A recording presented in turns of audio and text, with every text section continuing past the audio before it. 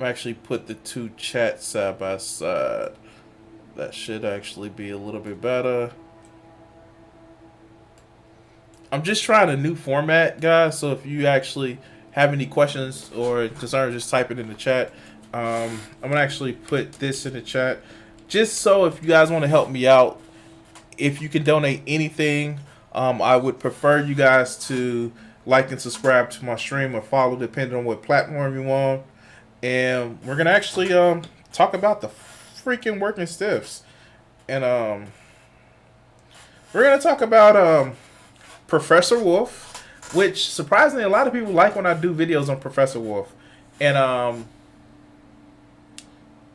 yeah, we're gonna do Professor Wolff and Cornel West.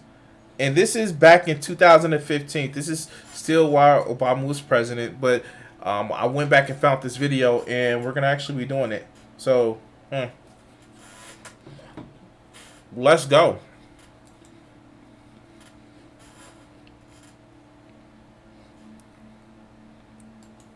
And Professor Rick Wolff. And later we hear about one small business that's operating under a different economic paradigm. All that and a few words from me on who's on the hook for the Deepwater Horizon spill. It's all coming up. Welcome to our program. Wow, that's been so long ago, the Deepwater Horizon spill. Wow, shit. Let's go.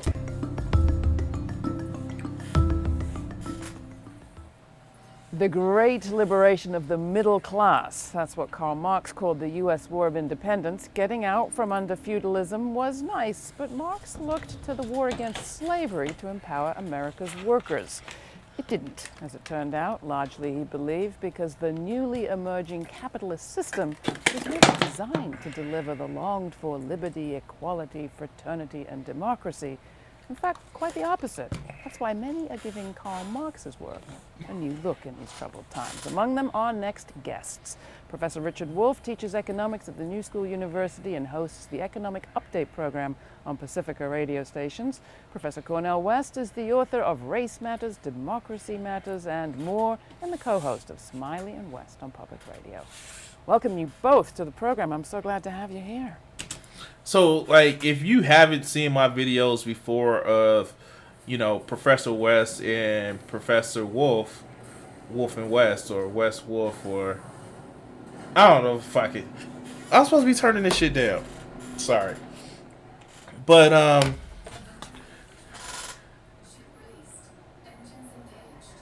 the funniest fucking thing is that I don't know if I know Professor West. He is, a flagrant, Christian, a flagrant religious person. Professor Wolff, I don't think he's made pronunciations one way or the other. If anything, I would say he's more agnostic than anything. But what unites these two people, what unites, these two people have very different background is, quite honestly, economic freedom.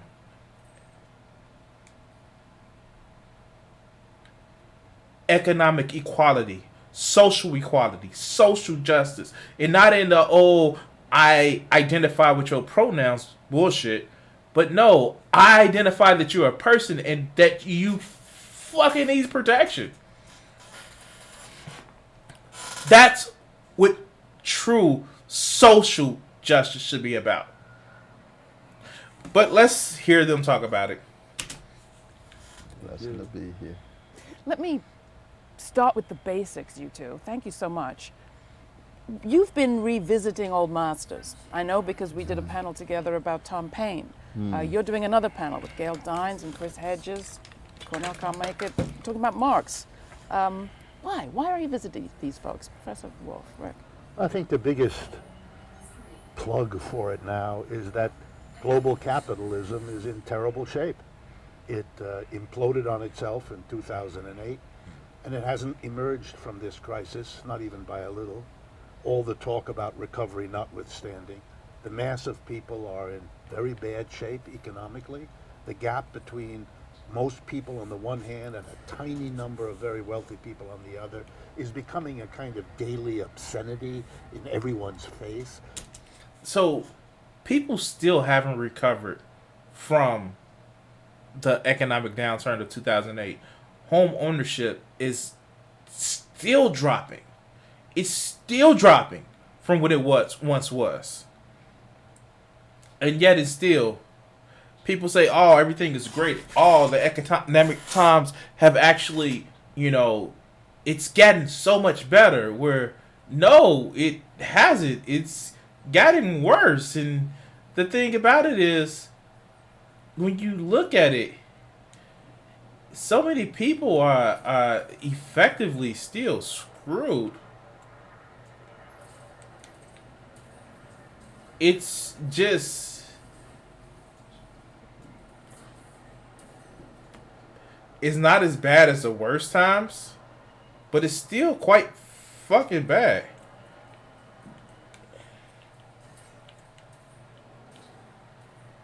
It's still quite fucking bad. Like, there are people that just never recover. And now we have a situation where, like, so many people are out of work because they work in a fucking service economy. And because of this, we have just, it's bad. Like, the fuck? But let's continue. And so people are naturally asking, is this the best we can do? And discovering that there's a whole tradition out there called Marxian theory, which says, no, we can do better, and that we have to question a system that works this way.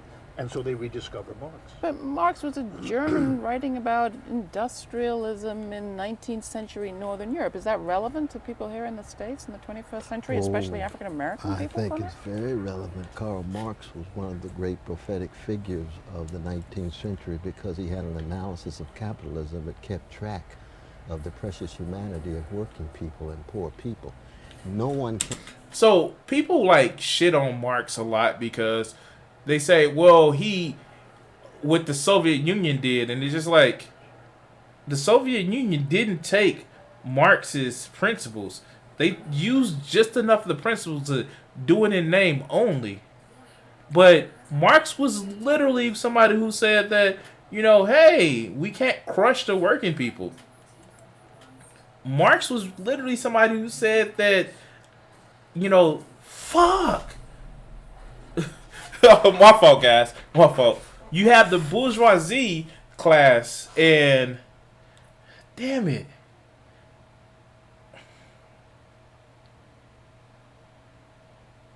God damn it.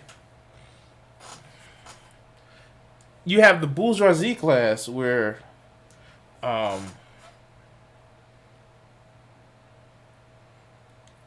you have the bourgeoisie class where they depend directly on poor people having working directly underneath them, and it's just like, dude, like, the fuck. And now that's actually been translated to PMC class, the professional managerial class. And so now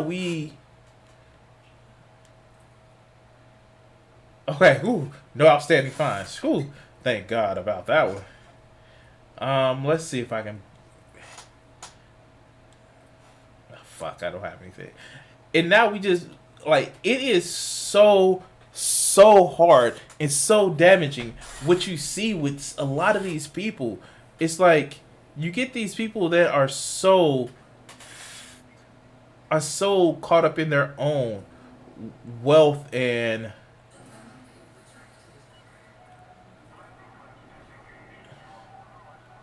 their own well-being that they don't really care about other people, and they think the people that are under them are just lazy or they just don't want to listen. But no, I'm off on a tangent. Let's continue.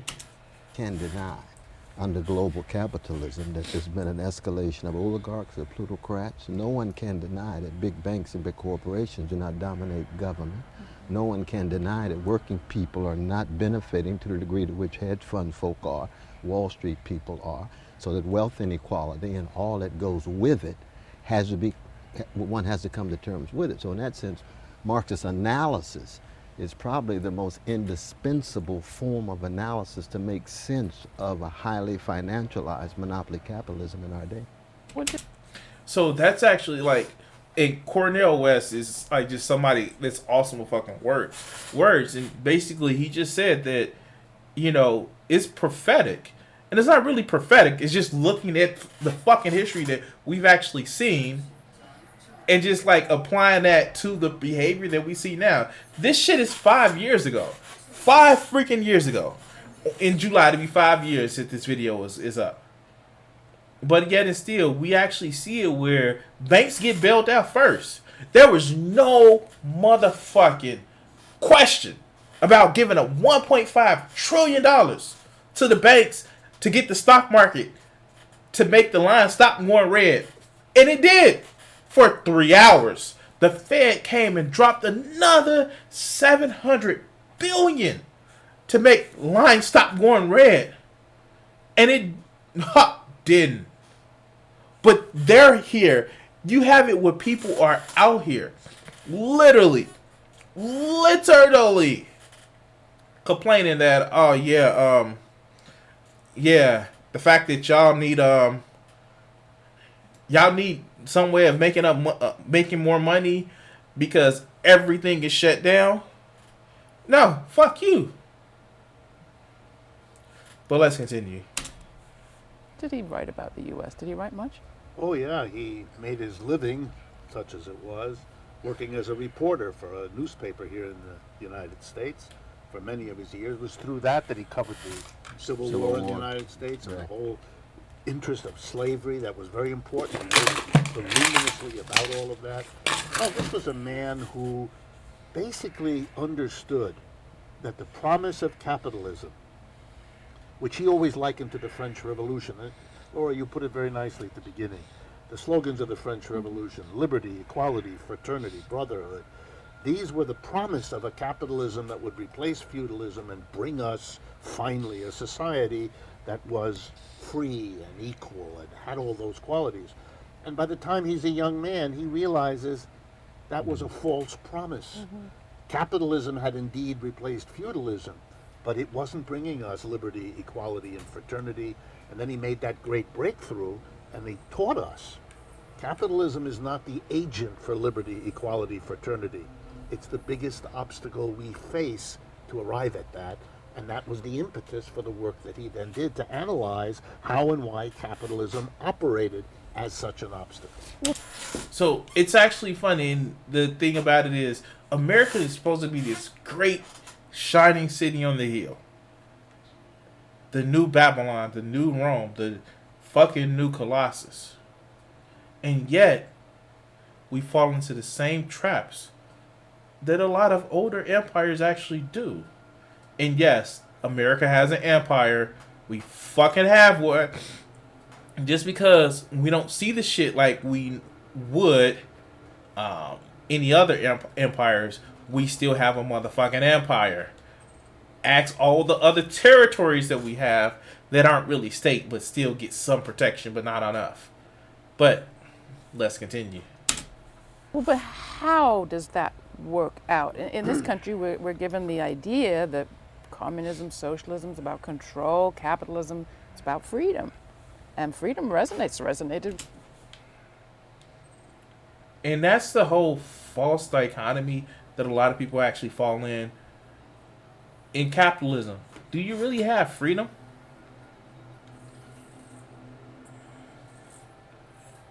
A lot of people don't. They have the freedom. Do I have the freedom to work from home and do this as a full-time living in order to make sure that I can actually, make this as my job? No, I don't. I have to take my ass, sit my ass in front of a computer screen and work from home. Because that's the way our system is designed, that they don't like. People who don't quote unquote contribute to society are seen as less than, but they really fucking do. But anyway, let's continue. With centuries of people in this country, at least, too. Well, I think, freedom, like everything else, like beauty and so on, lies a little bit in the eye of the beholder. Freedom to do what? Marx was very clever. I said, yes, you can free a person from slavery, but what freedom is that if the next thing they are is enslaved to another system that treats them very similarly? Marx loved to use the phrase wage slave. Okay, and this is actually what I was just saying. Yeah, of course. You may be free to get up and motherfucking move around in your house, but if you don't have fucking enough money to go to the gas station and, I don't know, travel you want to, you are free to move around your house, but you're stuck in a different type of prison. Let's continue. Because he wanted to teach working people that when you move from slave or peasant status and you're now a wage earner, that may turn out to be another kind of slavery, leading you to have to recognize that the further break has to be made, and then Marx tells us how and why that's the case. But that's a tricky... So, I mean, like, it is something... Oh, God. My fucking brain is about to hurt. This is something that I can actually, of all people, identify with G-Man about, is because, yeah, of course, there is such thing as wage slavery. Now, it's not the physical things. It's a different type of prison as far as it goes, but it is wage slavery. And the only people that holds the keys to wage slavery is we as a society, because we can actually break that. We just choose not to because we think because this person is a little bit less than us, then that makes us better. But let's continue. Sell in the U.S., or at least it must have been in Marx's time, Cornel, because freedom from slavery was a big plus, and to be a wage slave rather than someone getting paid nothing at all was certainly a positive. Oh, no doubt. So let's just talk about that right now. It's the whole be thankful you have a job bullshit. Be thankful you not this bad. Be thankful that you're not that bad. Really turns them out to shut the fuck up before I take it away. That's what a lot of that is. And we fought against that before. Why do you think in the turn of the 19th century or the 20th century, we actually saw an explosion of workers' rights that led to, the New Deal? Because we got tired of seeing that shit. But I think I'm getting ahead of the fucking video. Let's continue. No doubt. I think Marx was also preoccupied with what's missing in the slogans of the French Revolution, which is democracy. See, Marx is part of a radical democratic tradition that says that the voices of those in institutions must shape the direction of those institutions. So wage slavery is another form of undemocratic governance to the degree to which workers' voices, and of course Brother Wolff talks about this with unbelievable eloquence and insight in his recent works, that the voices of workers are not heard. And so America talks about its love of democracy, but when it comes to the workplace, our workplace looks very crypto-feudalistic in terms of those at the top dictating and shaping the destiny of those units. But I mean, Brother Wolff lays this out. So, and I know what he's actually commenting on. Richard Wolff actually says this pretty eloquently, as Cornel says. We just voted in a primary here in Illinois, which was great. Like, you got your voices heard, even though I feel that a lot of people chose incorrectly. You at least had your voices heard. For the most part, if your polling place wasn't closed or there were only like a few, voting booths in a place where we need to have more people voting, you gave the appearance of having their voices heard. That's the best way to put it. But But you go to work and your boss tells you what to do, and you're expected to bow your head. Yeah. I guess I'm like Lucifer. I don't fucking bow my head. And I guess that gets me into trouble. Oh, that gets me into a lot of motherfucking trouble because I don't just bow my head. But you know what? Fuck it. Semantics, right? But you go to work and it's one person telling everybody what to do. And that's not democracy. That's feudalism. It's like a little fucking fiefdom. Oh my lord, whatever the fuck your company name is. Please tell me what to do. Well, let's continue. Comment on that? Sure. I mean, Cornel says it very nicely and summarizes it. When you go to work in the morning in a capitalist system, you're walking into a place where what you do, how you do it, what's done with the fruits of your brain and your muscle are all handled by a tiny group of people over whom you exercise no power at all. They can fire you and do when they think it's in their interest to do so. This is the opposite of democracy. In a democratic workplace, you would say every person, every man and woman who is part of this participates in making the decisions since they all have to live with the results. That's the democratic idea. And the modern capitalist enterprise is the negation of democracy. That's why it's always been so bizarre to imagine a system so fundamentally undemocratic in its workplaces should present itself as the agent or the bringer of democracy around the world. Talk about. I mean, like, yeah, just exactly the shit that I was gonna say. I think I should have watched this video before, but I mean, like, these two guys have actually been really consistent in what they're saying, and I'm gonna actually do a Professor Wolff video later on. So, pray for me, guys. Our relation to the world in all of this is everywhere seeing a kind of revival of interest in Marx in the same way that we're seeing it in this country.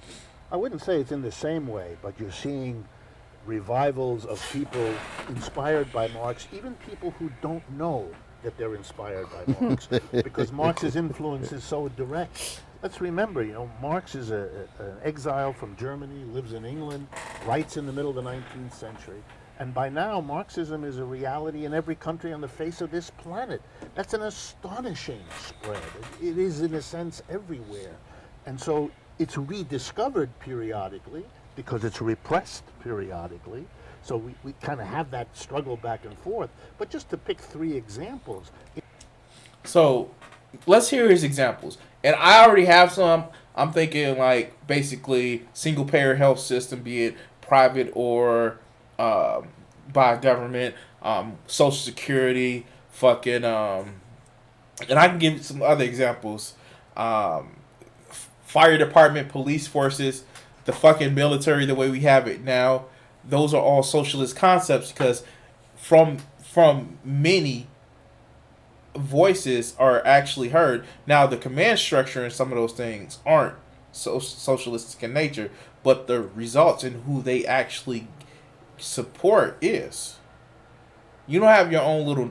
You have a national guard of a specific state, but you don't have that national guard going in. I guess invading another country, talking about spreading democracy. But let's continue.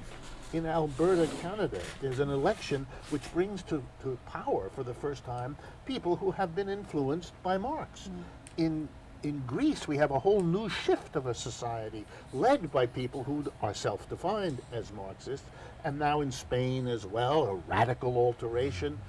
We see everywhere that a capitalism that can function as unfairly, unjustly, and unequally as this one is producing, as Marx, by the way, suggested it might, its own critics and its own grave diggers by the very way it operates. Now, Cornel, So that's actually pretty interesting. We actually do see where capitalism eats itself. It literally eats itself because what ends up happening is it goes so far into trying to, get market dominance, get all the profits, that it inevitably eats itself. And like, it's sad because what ends up happening is you see this whole thing of just more and more people actually having to suffer, and you start hearing crazy shit like right after a presidential candidate proposes UBI, people laugh the shit out of them. It's just a simple financial turn, and oh yeah, give people $1,000 a month, even though it ain't gonna help much. It's still fucking something. The fuck did I just go? Anyway, but yeah. And when you get socialism, socialism isn't even all that fucking radical. It depends on the flavor of socialism, because just like capitalism, there are several different flavors of socialism. But when you actually want to talk about socialistic democracies, where you say the workers have a little say so, and people want to at least crush that, come on now. You're just begging for fucking pitchforks, because that's what you're going to fucking get. But let's continue. Been in the civil rights movement a long time. Go back to the 60s, the 50s. There was more Marx, if you like, in the civil rights movement of those days than there is today. Fair enough?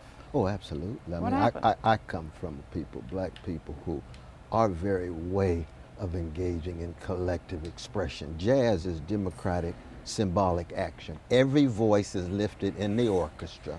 There's not one monolithic patriarchal figure. Count might call it the Duke Ellington Band, but his voice is one voice against Johnny Hodges and the others. Every voice must be heard. So that's actually an interesting point, because the civil rights movement wasn't just about, well, black folks need the same amount of rights. And that's what has been sterilized to be. And that's one of the saddest parts about it. It wasn't just about how black folks need rights. It was black folks need more economic security in those rights. And it's just been sterilized to be, well, it was just about sitting at the same table. Like, no. It was a reason why Dr. King actually moved to the south side of Chicago. I'm not an actual incel. Like, I'm just joking. That's just the name of the title.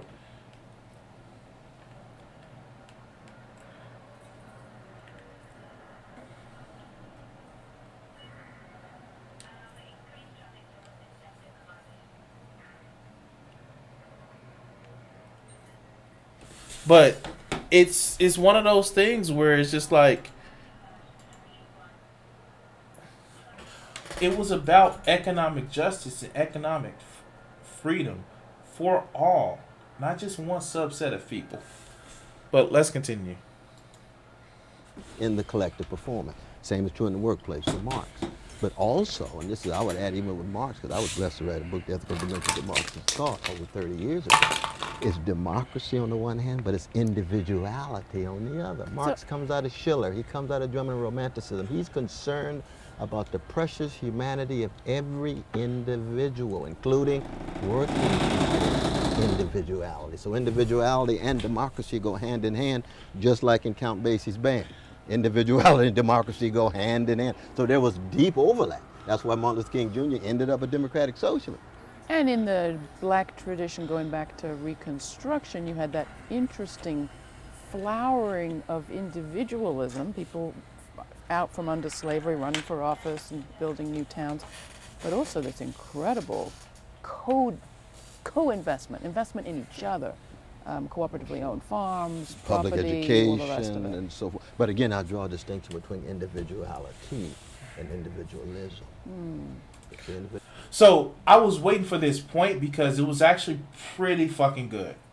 There's a difference between being an individual and being you're having individuality and being individualism, because this worship of me, me, me, me, me, fuck everybody else, me, is a problem. Where you actually have people where they are so concerned about the fucking self that they are really willing to. Oh, that's why. Because I got shit cannons. Okay, that's why.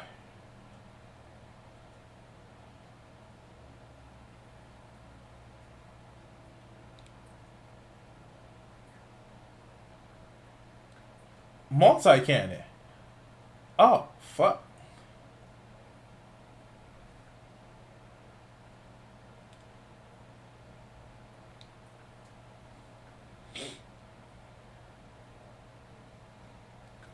Ooh, real good.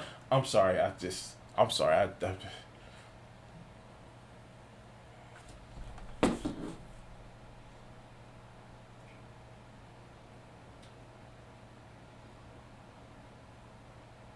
I'm just trying to figure out what cannon I'm gonna use. When I'm talking about galactic, when I'm talking about peace here on Earth, I'm talking about galactic war. Isn't that some shit? Anyway, let's go. Individualism tilts in the capitalist direction. Individuality, radical democratic, levelers, Marx. I was part of a conversation not so long ago Yeah. on the web, organized by, among others, our friend Garel Parovitz.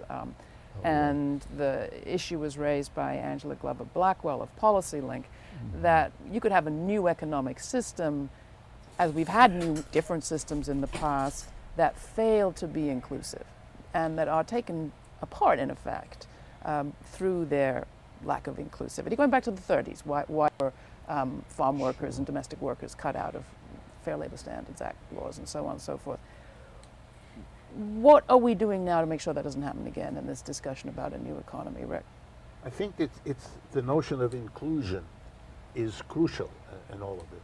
That is, when I, for example, talk a lot about workers cooperating, redesigning the very basic institutions that produce the goods and services we all depend on, inclusion is the central motif. It's a democratic process of including every single person, so that when you go to work, you are not going as a drone. You're not going to be told what to do, how to do, where to do it, when to do it. You're going into an institution, the workplace, where you are as much a controller as a controlled, where you share all of the functions with everybody else. That's a radical new way to describe the workplace, which for most adults is the single most important expenditure of their time. So, what he said is actually pretty fucking awesome. What a lot of people fail to actually kind of address. Of course, you get people like Destiny, which who. Can we just actually say this right now, that Destiny is just a whiny little crybaby? Like, no lie, he's just like a whiny little crybaby who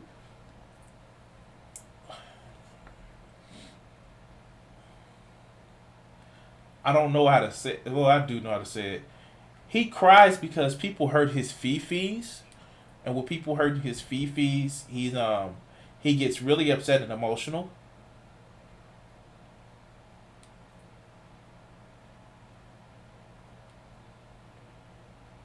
Fuck, not close enough. He gets real upset and emotional. How dare you bring up my wealth and all that other good shit? Almost as if he knows he actually fucks up with shit, right? Almost as if he knows that it's about how he doesn't really relate to people in some kind of way. But, you know.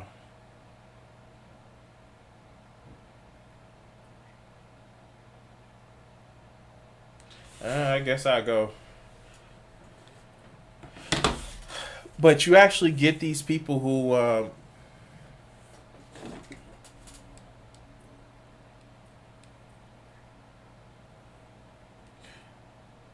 who just like they just oh god, they just have an issue where they just don't give a fuck about other people, and it's propagated to our workplace. And when we actually work together a little bit more and actually be just a better person, we can have communities, we can have workplaces where we can all work together and people will make choices for their self-interest, but not just their self-interest, but for people around them self-interest as well. But let's continue. 5 days out of 7, 8 hours of the day, you're in the workplace, as most adults are, and therefore to make that really democratically inclusive, that's a radical transformation of any society, and is why Marx is important, because he pointed us as to how and why that would be the next step beyond capitalism in a way that no one else really was able to do at that time. You talk about worker-determined enterprises. Right. There are a lot of people. Elected and determined. There are a lot of people that would say, you know, that the street hustle is a pretty worker-determined enterprise. Are there models out there that excite you, Cornel, that you see where people are developing these kind of ways of working together that maybe we don't call new economy, but it's out there happening? I think there's a lot of worker cooperative efforts in Spain. I mean, again, Brother Wolff talks about it in his book, and there are anarchist brothers and sisters play a very important role because they're concerned about worker cooperative too. The Proudhon and others talked about this. There's an overlap. I think the big difference is one of the reasons why people are afraid of Marxism is because they think of Lenin, they think of Pol Pot, they think of Mao, they think of professional revolutionaries running political parties rather than his rich analysis, his deep love of working in poor people, ensuring that they can live lives of decency and dignity, and therefore talking about cooperatives and not always tied to professional political parties that are dictating X or Y. And you Soviets without Bolsheviks. So, and that's the thing. A lot of people actually are fearful of the socialist system because they think, oh, it's going to be like the Soviet Union. Oh, it's going to be like people waiting in line for toilet paper in Venezuela. Things like that. It's just like, no, there are some pretty freaking power hungry motherfuckers that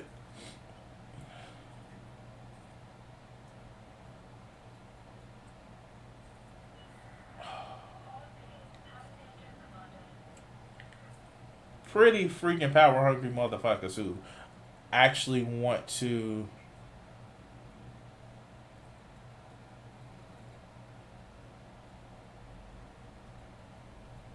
let's pull up the galaxy map, that want to use whatever tools that they have in order to pretty much hurt other people.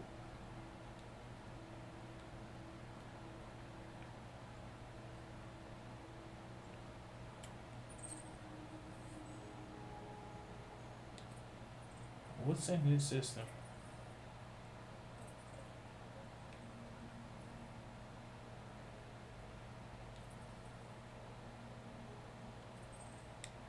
But let's continue. The Kronstadt Rebellion, that's the Council Communism of Gorder and Pannekoek and others. That's very much tradition that we're a part of.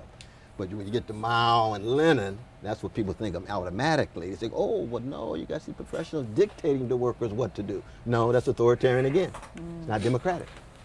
That's like trying to transform Duke Ellington's band into a military band. It's not going to work. He always brings up music. You know, of course, frontline communities, communities of color, less privileged communities are better at all of this because they have to be than the elites who are very happy being in that 1% that has the same amount of wealth as half the world's population or whatever it is. Does Marx have any insight on how do we flip the balance of power?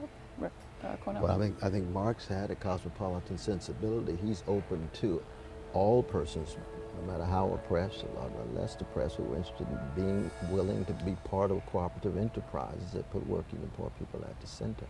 I think, you know, you and I would agree that there's still a rapacious individualism, even among poor people, among blacks and browns and reds and women and gays and lesbians and so forth. But we do have rich traditions of cooperative activity among peoples of color And we're Ladies up and against lesbians one and so heck of an entrenched power elite, no? Oh, absolutely. Absolutely. And yet, as Marx himself explained, when the people who run the capitalist system keep running it for their own profit, and the number of them becomes smaller, and those of us who are watching our futures and our hopes disappear as they do it, they are in the end undercutting their own capacity to survive. I think we're at a time in the history of capitalism when we are all spectators to a self-destruction awaiting us to become no longer passive but active in making sure that the passing of capitalism leads us in a place that we will be happier as human beings to be in. And that's a heavy burden on us, but there's not much else we can do, because otherwise we're going to let this system take us down with it. Last word, Cornel? That's very real. That's very real. So we're at a point right now, and I know a lot of people's like, well, this is 5 years old. How come people haven't moved more on it yet? And like, to be honest with you, people have been moving. That's why you see Sanders' performance the way he has in this election cycle. But you also see where the the establishment, they're so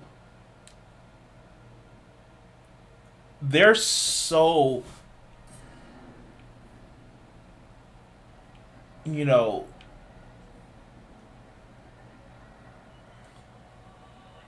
they're so you know, I wouldn't say empowered. What is the best way to say it? They're so dependent on their power that they have that they will do anything, including bow down and kiss the ring, in order to maintain that power.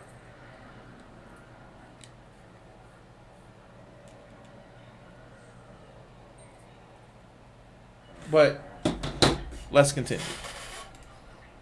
So we've got impending ecological catastrophe, we've got possible nuclear catastrophe, and we've got capitalist catastrophe tied to white supremacy, male supremacy, and all the hatreds of Jews, Arabs, Muslims, gay, lesbian. We are in a dark moment. Marx had a blues sensibility. He was keeping track of the darkness and the thickness of evil, but he knew resistance was always possible. I love that about him. And I am cheered by the fact that we are even having this conversation, and you two have it a lot. Thank you so much, both of you, for Thank coming you. in. It's great Thanks to for have the you. opportunity. Thank you.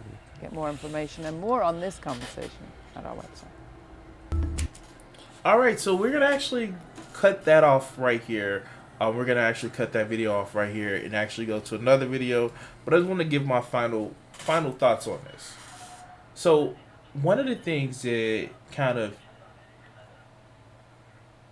I don't know, bugged me about this election cycle, and it is something that is actually very, very disheartening. When you actually see people who really didn't care about, you know, some of the policies or the things that we used to see and we used to hear people actually care about throughout the election cycle. We actually see people that they were more concerned about the code of personality than they were about the actual policies.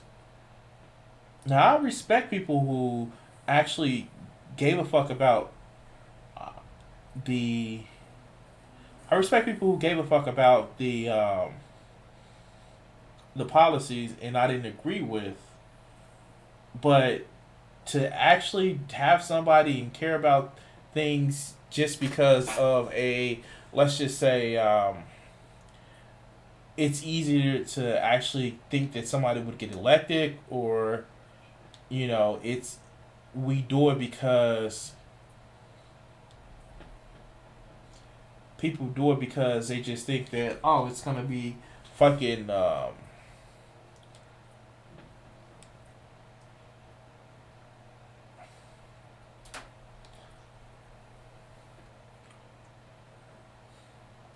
damn it, just because, you know, they don't quote unquote have time for a revolution, it really was disheartening. Or people say, well, it's time to have a woman to be president because reasons, or it's time to have an African American woman to be president because of reasons. Never actually truly voicing that person's policy.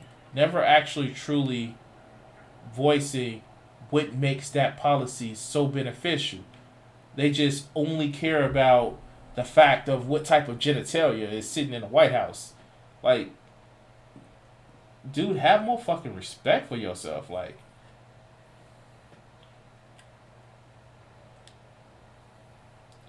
but you actually don't get people where they are so caught up in, well, this person matches my color, this person matches my orientation, this person matches my gender, versus actually looking at the policies. So many of our policies need to be focused on the working class. This shit right here that is happening right now in March 22nd, 2020 is an example of the fact that we need to address the problems that are affecting the working fucking class. And the fact that a lot of people don't want to actually address this issue, they just want to say, well, I'm good, fuck everybody else. It actually lets you know that we need to do a whole nother just change in the way we actually look at things. What the fuck? That's why it's like that. Because I got a ship there. Okay.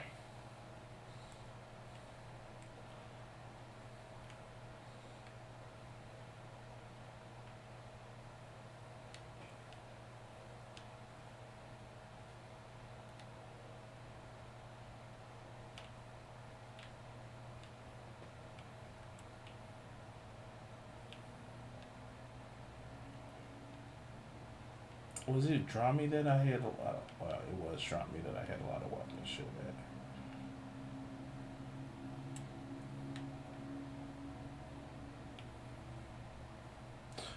But yeah, that's the shit. So let's go to another video. Thank everybody who's watched, and I want to actually ask everybody, if you're watching, please like and subscribe my videos, share the shit, and